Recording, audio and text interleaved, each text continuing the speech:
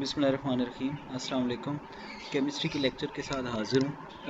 आज हम lecture second year के स्टूडेंट्स के लिए रिकॉर्ड कर रहे हैं। सेकेंड ईयर के स्टूडेंट्स का जो सबसे बड़ा प्रॉब्लम केमिस्ट्री के सब्जेक्ट में आता है वो एक्चुअली ये चैप्टर नंबर 8 जो है ना, यहाँ से ऑनवर्ड आगे इश्यूज़ ज़्यादा हैं। तो मुझे जितने क्वेश्चंस पूछे गए हैं वो ज़्यादातर इन्हीं चैप्टर्स से पूछे गए हैं। तो ये मैंने कुछ नोट्स वगैरह निकाले हैं और इन नोट्स से ही कोशिश करूँगा कि ये बहुत सारी चीज़ें आपके साथ क्लियर करूँ। वीडियो थोड़ी लंबी होने वाली है, तो आप लोगों के साथ गुजारिश है कि आप ये वाली सारी वीडियो को पूरा देखें और वीडियो को पूरा देख के आप जो है वो सारी चीज़ों को समझें, अंदाज़ा लगाएं अपनी तैयारी का भी। और फिर मुझे आप कमेंट सेक्शन में अपने क्वेश्चंस के साथ आगाह भी करें कि आपको कितना समझ आया है, कितना समझ नहीं आया, कौन कौन सी चीज़ें आपको नहीं समझ में आ रही।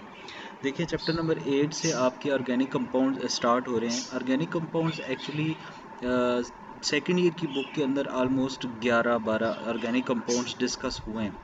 तो ऑर्गेनिक कंपाउंड्स में ना सबसे बड़ा स्टूडेंट्स के लिए इशू यही रहता है कि बहुत ज़्यादा जो है वो केमिकल रिएक्शंस आ रही हैं। सो केमिकल रिएक्शंस समझना तब इजी आपके लिए रहेगा जब आपको ये नॉमेनक्लेचर आएगी, यानी इन 11 कंपाउंड्स की alkane, alkene, alkyne, alkyl halide, alcohol, ether, phenol, benzene, aldehydes, formaldehydes, acetaldehydes, इसके अलावा कीटोन्स, इसके अलावा कार्बोक्सिलिक एसिड्स, ये ऑलमोस्ट 11-12 कंपाउंड्स बनते हैं और इन सारे कंपाउंड्स की नॉमेनक्लेचर का एक एक टॉपिक हर चैप्टर के अंदर प्रेजेंट है। अब ज़ाहिर सी बात है, जब आपको ये नॉमेनक्लेचर आती होगी तो बहुत ज़्यादा इजी हो जाएगा आप लोगों के लिए ऑर्गेनिक केमिस्ट्री को समझना। सो ये नॉमेनक्लेचर क्या है? एक्चुअली ये नाम देने का सिस्टम है कि आप जैसे फिज़िक्स में पढ़ते हैं ना एसआई सिस्टम, आप एसआई सिस्टम के मुताबिक कंपाउंड जो आपके बहुत सारी चीज़ें हैं उनकी यूनिट्स लिखते हैं। बिल्कुल वैसे ही यहाँ पे ना केमिस्ट्री के अंदर एक डिपार्टमेंट है, ठीक है, ये लिखा हुआ है यहाँ पे, इसकी हिस्ट्री मैंने निकाली है। International union of pure and applied chemistry IUPAC in 1947 में एक रिपोर्ट दायर हुई। इस रिपोर्ट के रिज़ल्ट पे इन्होंने एक रूल पास किया कि हर केमिकल को एक ख़ास नाम दिया जाएगा। जैसे इसकी हिस्ट्री अभी पढ़ देता हूँ मैं आपके सामने। 1889 the solution for naming the organic compound systematically was brought by the international chemical Congress. The report was accepted in 1892 the Geneva but it was found incomplete. 1930 International Union of Chemistry IUC gave a modified report which is also referred to the league results. This report was further modified by the International Union of Pure and Applied Chemistry in the year 1947. Since the date, the union has issued the periodic reports on the rules for systematic nomenclature of organic compounds, the most recent of which was published in 1979. IUPAC system, the nomenclature is based upon the following principle. Each different compound should have a different name. बस ये इनका मुद्दा था और जिस base पे इन्होंने 7 million से ज़्यादा ऑर्गेनिक कंपाउंड्स को जो है वो नाम दिए। आज हम इसी रूल को यूज़ करते हुए ऑर्गेनिक कंपाउंड्स की क्लास जो सेकेंड ईयर में पहली क्लास है विच इज़ अल्केन्स, इनको नाम देना सीखेंगे, ठीक है। यानी आपको ये सामने देखें ना, आप चैप्टर नंबर 7 में आपने पढ़ा होगा classification of organic compound. So classify करना ऑर्गेनिक कंपाउंड्स को, कि आप देखें जी शुरू में बात होती है जी कि आपकी कुछ ऑर्गेनिक कंपाउंड वो हैं जो साइक्लिक होंगे, कुछ जो हैं वो एलिफेटिक होंगे, यानी कुछ में बेंजीन होगा, कुछ में नहीं होगा, कुछ स्ट्रेट चेन होंगे। तो आजकल हम ये जो अल्केन आज जिनको लेके हम चलेंगे वो अल्केन्स हैं और स्ट्रेट चेन कंपाउंड्स हैं। ये यहाँ की इनकी एक क्लास है ब्रांच्ड कंपाउंड्स, ठीक है। तो हम इनके भी रूल्स इसके अंदर ही डिस्कस करेंगे। सबसे पहला रूल ये होता है कि जैसे आपके सामने ये एक पहली एग्जांपल में चेन दी हुई है, तो आप ये करें कि लॉन्गेस्ट चेन ऑफ कार्बन को सेलेक्ट कर लें और उसमें कार्बन की अमाउंट सबसे ज़्यादा आनी चाहिए, ठीक है। Select the longest possible chain of the carbon atom, length of the chain determines the parent name, the longest chain is given, formula is heptane. यहाँ पे एक एग्जांपल के तौर पे हेप्टेन को दिया हुआ है।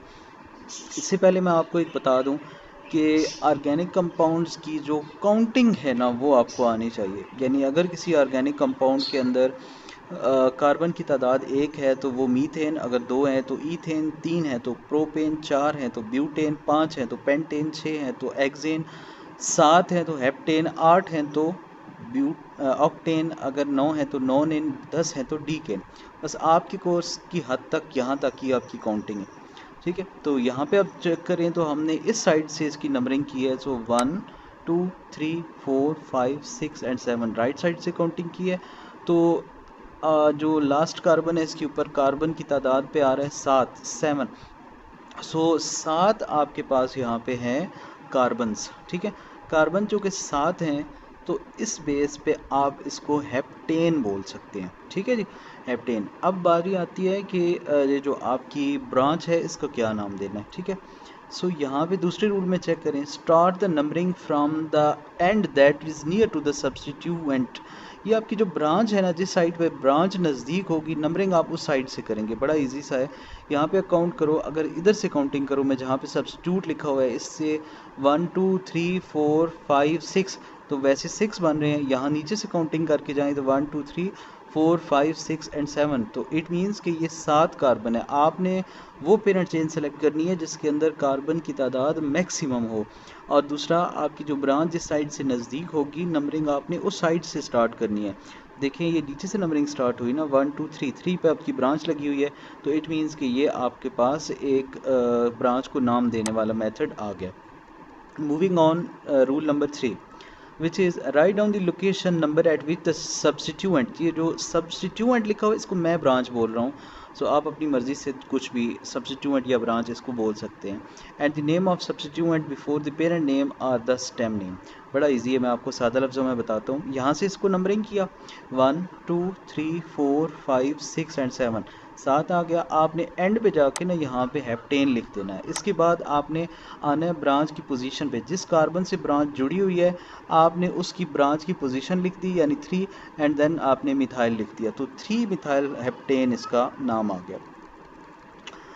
अब आप चेक करें कि एक और मिसाल भी दी हुई है 3 मिथाइल हेक्सेन, चूँकि इसमें कार्बन 6 थे तो हेक्सेन। अब आ जाते हैं rule number 4, if more than one substitute of the different types are present they should be name alphabetically ethyl. जैसे मैंने आपको बताया, कार्बन अगर 1 होगा तो मीथेन, 2 होंगे तो जी। तो रूल नंबर 4 पे हम आ गए हैं कि आपकी ब्रांचेस अगर एक से ज़्यादा हों, यानी यहाँ पे देखें ना रूल नंबर 4 के अंदर 2 ब्रांचेस लगी हुई हैं, एक पे सिर्फ CH3 है और दूसरी पे CH2CH3 है, तो 2 हो गई। ठीक है, तो आपने ये भी याद रखना है कि जो भी ऑर्गेनिक कंपाउंड है उसके नाम के 2 हिस्से होते हैं। नाम के पहले हिस्से को आप बोलते हैं प्रीफिक्स और नाम के दूसरे हिस्से को आप बोलते हैं सफिक्स। तो जब वो ब्रांच में जाएगा तो वो अपना सफिक्स यानी जो नाम का पहला हिस्सा है उसको नहीं चेंज करेगा, प्रीफिक्स को चेंज नहीं करेगा, बल्कि सफिक्स को वो चेंज कर लेगा। जैसे इसको, यानी इस ब्रांच को 2 पे लगी हुई है, इसको देखें CH3 को वैसे हम जहाँ पे कार्बन 1 है तो होना तो मीथेन चाहिए, बट जब ये ब्रांच में जाएगा तो एक हाइड्रोजन की कमी के बायस ये मिथाइल बन जाएगा। सो ये चीज़ भी जहन में रखनी है। तो बात ये हो रही है कि अगर ब्रांचेस एक से ज़्यादा हों और एक दूसरे से डिफरेंट हों, तो आपने क्या करना है, अगर आपकी ब्रांचेस एक दूसरे से ज़्यादा और एक दूसरे से मुख्तलिफ हों तो अल्फ़ाबेटिकली नाम देना है। पहली जो 2 पे आई है इसका नाम M फॉर मिथाइल है, और जो 4 पे आई है वो E फॉर इथाइल है। तो आपने E फॉर इथाइल वाले को नाम पहले देना है, M फॉर मिथाइल वाले को नाम बाद में देना है। तो जैसे इसने अब रूल शुरू से अगर रिपीट करें तो CH3 CH2 CH2 CH single bond CH2 single bond CH3, 2 पे CH3 है और 4 पे CH2 CH3 है, तो आप काउंट करें तो यहाँ पे 6 कार्बन आपके पास है। सो आपका पेरेंट चेन का नाम आ गया हेक्सेन यहाँ पे, और देन 2 इथाइल है, 2 मिथाइल है, वो बाद में आपका 4 इथाइल पहले। When two substituent, next rule, when two substituent are present at the same carbon, अगर सेम कार्बन के ऊपर सब्स्टिट्यूएंट रिपीट हो रहे हैं तो आप डिफरेंट होने की वजह से दोनों को अलग अलग लिखेंगे। जैसे इसमें देखें 3 इथाइल 3 मिथाइल हेक्सेन।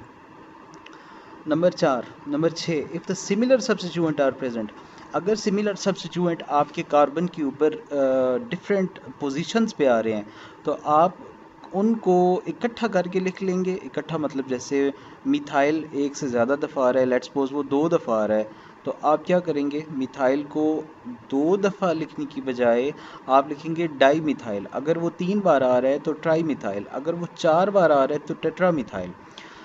यानी इस पूरे का लुबे-लुबाब ये हुआ कि आपकी पेरेंट चेन के ऊपर जो आपके ब्रांचेज़ हैं वो ब्रांचेज़ कितनी दफ़ा आ रही हैं। अगर तो वो ब्रांचेज़ एक से ज़्यादा दफ़ा आ रही हैं, एक से ज़्यादा दफ़ा का मतलब है जैसे 2 दफ़ा, 3 दफ़ा, 4 दफ़ा, तो जितनी दफ़ा आए आपने पोजीशन को इकट्ठा करके लिख लेना है। जैसे पहले एग्जांपल में आप चेक करें तो 2,3 लिखा हुआ है, 2,3 डाई मिथाइल ब्यूटेन। 2,3 मतलब दूसरे पे भी है, तीसरे पे भी है। डाई मिथाइल का मतलब है ये मीथेन जो है मिथाइल ग्रुप 2 दफ़ा है। दूसरी मिसाल में चेक करें तो ये 3 बार आया हुआ है ब्रांच में। आपने इस ब्रांच का नाम ही इधर से शुरू किया, ये आपका आ गया 2,3 डाईमिथाइल हेप्टेन। नीचे वाले में चेक करें तो ये 4 बार है। अब चेक करें, यहाँ पे एक नया रूल भी अप्लाई होता है जो कि इस नोट्स वाले को सेपरेटली लिखना चाहिए था, बट उसने नहीं लिखा। करना ये है आपने याद कि जब भी आपकी ब्रांच ब्रांच सिमिलर एक ही कार्बन के ऊपर रिपीट हो तो आपने ब्रांच का नाम भी रिपीट करना है और उसकी पोजीशन भी रिपीट करनी है। जैसे यहाँ पे आप चेक करें तो वैसे CH3 CH3 CH3 CH3 ये 4 दफ़ा आया, आपने यहाँ पे टेट्रा मिथाइल लिख दिया। और ब्यूटेन का रूल तो मैं ऑलरेडी एक्सप्लेन कर चुका हूँ। अगर आपको नहीं याद या पहले आपका भूल चुके हैं रूल तो वीडियो को रिवाइंड करें और पीछे जाके दोबारा से रूल नंबर 1 को देखें कि आपने सबसे पहले क्या करना है, कार्बन की लॉन्गेस्ट चेन जो है जो है उसको सेलेक्ट करना है, उसमें कार्बन की अमाउंट सबसे ज़्यादा आनी चाहिए। उसके बाद आपने क्या करना है, आपने पेरेंट चेन को नाम देना है, पेरेंट चेन को नंबर करना है। नंबर कहाँ से करना है, जिस साइड से आपकी ब्रांच जो है वो नज़दीक हो वहाँ से आपकी नंबरिंग होगी। उसके बाद पेरेंट चेन का नाम लिखना है।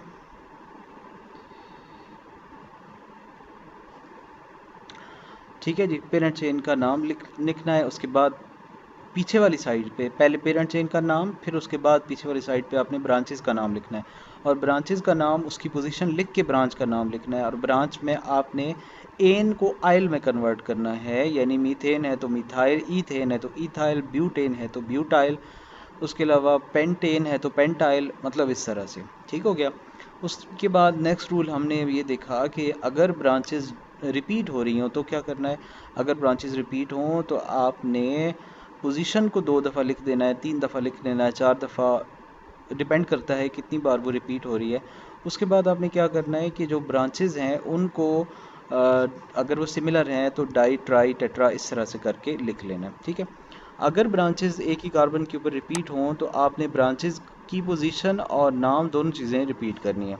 ये मैंने सारे रूल रिवाइज कर दिए हैं। Rule number 7, when two chains of equal length complete the selection as a parent chain, choose the chain with the greater number of substituent. ठीक है, जैसे यहाँ पे आपके पास मिसाल है, यहाँ पे आप चेक करें 1 2 3 4 5 6 7, तो ये आपके 2 और 3 पे ब्रांच जाएगी। बट आप देखिए, इसको आप ऐसे भी तो बोल सकते हैं 3 आइसो प्रोपाइल हेक्सेन, बट आपने इसको कैसे किया 3 इथाइल 2 मिथाइल हेक्सेन। तो एक्चुअली रूल देने का तरीका, रूल के मुताबिक नाम देने का तरीका ये है। इसके बाद एक और मिसाल इसी रूल को एक्सप्लेन करने के लिए है, ये आप चेक करें कि आपने नंबरिंग इधर से स्टार्ट की क्योंकि आपके पास इधर से ज़्यादा नज़दीक थी ब्रांच, पहले दूसरी, पहली 1 2 3 4 5 6 7। तो आप चेक करें 2 पे CH3 है, 3 पे CH3 है, 4 पे क्या है CH2 CH2 CH3 यानी प्रोपेन है, एंड 5 CH3। सारे रूल अप्लाई करेंगे। सबसे पहले उस साइड से नंबरिंग करेंगे जिस साइड से आपकी नाम ब्रांच जो है वो नज़दीक आ रही है। उसके बाद कार्बन के ऊपर नंबरिंग करनी है, ऑब्वियसली जहाँ से आपकी ब्रांच नज़दीक है। नंबरिंग करने के बाद आपकी रो पेरेंट चेन में कार्बन चलेगी 7, आपने एंड पे पेरेंट चेन का नाम लिख दिया which is heptane which is 7। अब आ जाएं हमारी ब्रांचेज़ के ऊपर। ब्रांचेज़ आपकी एक से ज़्यादा हैं और एक दूसरे से डिफरेंट हैं, तो आपने क्या करना है, अल्फ़ाबेटिकली नाम देना है। M for methyl, P for propyl. So P बाद में आता है, एम पहले आता है, इसलिए आप प्रोपाइल वाले को बाद में नाम देंगे, मिथाइल वाले को पहले नाम देंगे। मिथाइल कितनी बार है, 3 बार है, 2 पे है, 3 पे है, एंड 5 पे है। तो आप क्या करेंगे 2 3 5। अब कितनी बार है 1 2 3, तो ट्राई मिथाइल। अब आपका आ गया 4 पे, 4 पे CH2 CH2 CH3, आप इसको प्रोपाइल करके लिख देंगे क्योंकि इसमें कार्बन 3 है। अब आ जाता है rule number 8, when branching first occurs at equal distance to the end of the longest chain, choose the name to give the lowest carbon first point of the difference। बड़ा इजी सी बात है कि when the branching first occurs at the equal distance, पहली branch आपकी जिस side से जैसे यहाँ पे आप चेक करें तो पहली और दूसरी पे आ रहा है, यहाँ से भी पहली और दूसरी पे C3 इक्वल है, बट अगला डिपेंड कराएगा, थर्ड वाला डिपेंड कराएगा कि at the end of the choose the name that gives the lower number at the first point of the difference. यानी यहाँ से नंबरिंग आप करेंगे और आपके पास आएगा 1 2 3 5 ट्राई मिथाइल हेक्सेन 235, ना कि 2 4 5। तो ये तो फिर इस साइड से नंबरिंग करेंगे तो 2 4 5 आ जाएगा ना, हमें इस साइड से करना है कि 2 3 5 आए। ठीक है, ये इसके बाद वो कह रहा है कि इसकी मज़ीद कुछ मिसालें हैं। ये नीचे मैंने कुछ मिसालें डिस्कस की हैं, CH3 CH2 CH, नीचे CH2 और देन ऊपर CH2 CH3। इसका नाम आपने उसी रूल के मुताबिक लिखना है। ठीक है, ये एक्चुअली मिसालें एक्सरसाइज से भी आ सकती हैं। आपके पास 3 इथाइल प्रोपेन आ गया, फिर उसके बाद नीचे आप चेक करें तो CH3 twice CH single bond CH2 single bond CH3 thrice, ये इसको अब नीचे हमने ओपन करके लिखा CH3, ऊपर वाली साइड पे CH3। ये जो ब्रैकेट के अंदर है ना, ये एक्चुअली ब्रांच है, तो आपने ब्रांच को 2 बार लिखा। 4 3 2 पे भी आपके पास ब्रांच आएगी तो इसका नाम आएगा 2 2 4 ट्राई मिथाइल पेंटेन। तो 3 की भी मिसाल हमने इसी तरह से सॉल्व की। 4 का फिर से ब्रैकेट है, मैंने ब्रैकेट्स ओपन करके आपके सामने ये रूल लिखे हैं, आप चेक कर सकते हैं। 5 का भी इसी तरह मैंने ब्रैकेट को ओपन करके लिखा हुआ है और नाम रूल के मुताबिक दिया है। 6 का 7 का 8 का 9 का ये सारी मिसालें मैंने यहाँ पे एक्सप्लेन की हुई हैं, आप चाहें तो इसका स्क्रीनशॉट वगैरह ले सकते हैं। फिर से मैं सारे रूल्स रिवाइज़ कर देता हूँ, आसानी से आप लोग इसको याद कर सकते हैं, बहुत ईजी है। सबसे पहले क्या कि आपने पहचान लेना है कि वो अल्केन है भी या नहीं। सारे बॉन्ड्स अगर कार्बन के सिंगल आएंगे तो वो अल्केन है, ठीक है। अगर एक बॉन्ड भी डबल हो गया तो मींस कि वो अल्केन से अल्कीन बन जाएगा। अगर एक बॉन्ड भी ट्रिपल हो गया तो वो अल्कीन से अल्काइन बन जाएगा। सो रूल चेंज हो जाएंगे, ठीक है। तो हमारे पास फ़िलहाल के लिए अल्केन के रूल्स थे, तो हमने रूल सारे पढ़ लिए हैं। हमने सबसे पहले वही कि लॉन्गेस्ट चेन कार्बन की सेलेक्ट करनी है, उसको पेरेंट चेन बोलना है, और नंबरिंग उस साइड से करनी है जहाँ से आपकी ब्रांच नज़दीक हो। उसके बाद नीचे चले गए, हमने रूल पढ़ा कि अगर ब्रांचेस एक से ज़्यादा हैं तो पेरेंट चेन के बाद उनको आप ज़्यादा दफ़ा रिपीट करके लिखेंगे। अगर आपकी ब्रांचेस एक से ज़्यादा एक पॉइंट पे आ रही हैं तो कार्बन के पोजीशन के साथ साथ उनका नाम भी रिपीट करना है। सो इसी तरह के बहुत सारे रूल्स मैंने इसमें सारे एक्सप्लेन कर दिए हैं। होपफुली आपको वीडियो अच्छी लगी होगी। अगर कुछ भी आपको इस वीडियो से रिलेटेड क्वेश्चन पूछना है या कुछ समझ नहीं आ रहा या आप जो कोई टॉपिक समझना चाह रहे हैं तो वह आप कमेंट सेक्शन में बता सकते हैं। इसके अलावा आपसे गुजारिश है कि वीडियो को पूरा देखा करें, अपनी राय का इजहार कमेंट सेक्शन में किया करें, बेल आइकन को हिट करें, चैनल को सब्सक्राइब करें, वीडियो को लाइक लाजमी करना है। Thank you so much. मिलेंगे अगली वीडियो में। अब कोशिश करूंगा कि सेकंड ईयर की वीडियोस भी जो है वो अपलोड करूं। एक्चुअली वो बर्डन थोड़ा ज़्यादा हो जाता है, साथ में एजुकेशनल न्यूज़ भी इसी चैनल पे अपलोड कर रहा हूं, और जो आपके केमिस्ट्री से रिलेटेड लेक्चर्स हैं उनकी भी बात इसी चैनल पे होती है, तो वो थोड़ा सा बर्डन मेरे ऊपर आ जाता है। सो कोशिश करूँगा कि अब रेगुलरली फ़र्स्ट ईयर की वीडियोस भी साथ ही लेके चलूँ। मिलेंगे अगली वीडियो में। Thank you so much. अल्लाह हाफिज़।